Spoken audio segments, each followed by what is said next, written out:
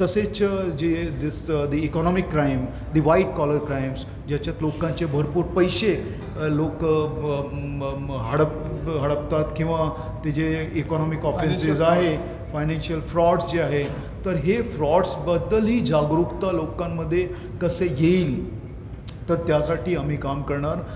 जसं मी सांगितलं सायबर आहे, त्याच्यात सायबर एम्बॅसिडर्स आम्ही क्रिएट करणार आहे, ज्याच्यात आपण जे मुले आहे, यंगस्टर्स आहे, मुली आहे, जे शाळामध्ये जाऊन तिथे ते त्याच्याबद्दल अवेअरनेस क्रिएट करतील. त्याच्यात जसं मी नाशिकमध्ये असताना 4 प्रकारचे आम्ही पॉवर पॉईंट प्रेझेंटेशन्स बनवली होती. ते शाळेसाठी वेगळी होती, कॉलेजसाठी वेगळी, सोसायटीसाठी वेगळी आणि कमर्शियल याच्यासाठी वेगळी होती.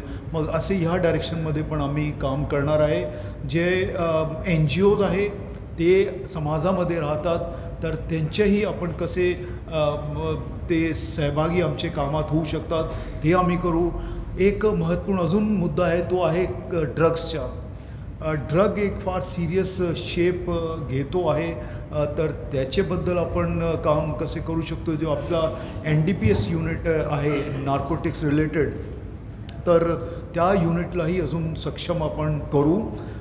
MD सारखे जे ड्रग्स आहे किंवा गांजा वगैरे आहे किंवा स्मॅक, हे जे जे आहेत ड्रग्स, तर त्याच्याबद्दल आम्ही आलो होतो. त्यावेळेसच मी सगळ्यांना एक लेटर्स इश्यू केलेले आहे सगळे पब्सला, की तुमच्याकडे जर अशी कुठली घटना घडली किंवा दिसली तर you will be held responsible for that. तुमच्या असं नाही आहे की कडे एखादी घटना घडलेली आहे, बाचाबाची झालेली आणि तुम्ही तुमचे गार्ड्सनी किंवा जे बाउन्सर्स असतात त्यांनी बाहेर काढून टाकला आणि तो मुद्दा तिथे संपला. त्याच्यानंतर बाहेर जाऊनही केसेस होतात, मर्डर्स होतात. ही तुमची जिम्मेवारी राहील की तुम्ही जे जे घटना घडलेली आहे त्याच्याबद्दल आम्हाला सांगावे.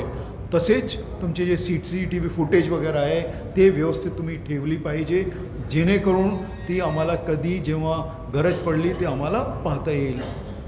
आता समोर आपले इलेक्शन्स आहे, तर इलेक्शनसाठी पण आपल्याला तशी तयारी करावा लागेल.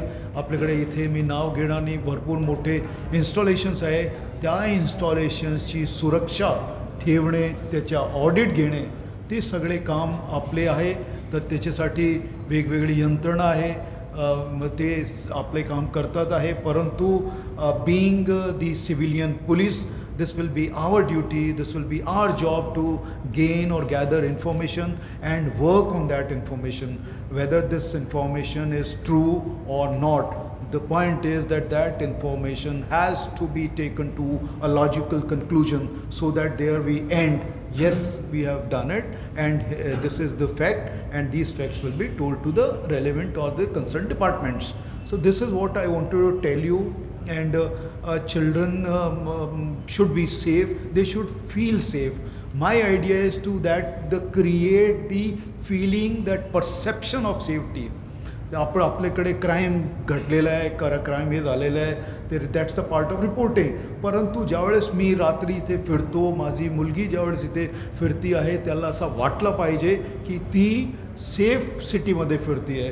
ही जे परसेप्शन आपल्याला क्रिएट करायची आहे आणि ही जिम्मेवारी आमची आहे. याच्यासाठी आम्ही काम करणार. मी मागील 1 महिन्यामध्ये सगळा क्राईम पॅटर्न ॲनालाइज केलेला आहे, क्राईम बघितलेलं आहे आणि तुमच्यामधूनच भरपूर लोकांनी मला भरपूर इन्फॉर्मेशन्स दिलेली आहे. ती सगळी इन्फॉर्मेशन्सवर आम्ही काम करतो आहे आणि हे आमची कारवाई पुढे चालू राहणार.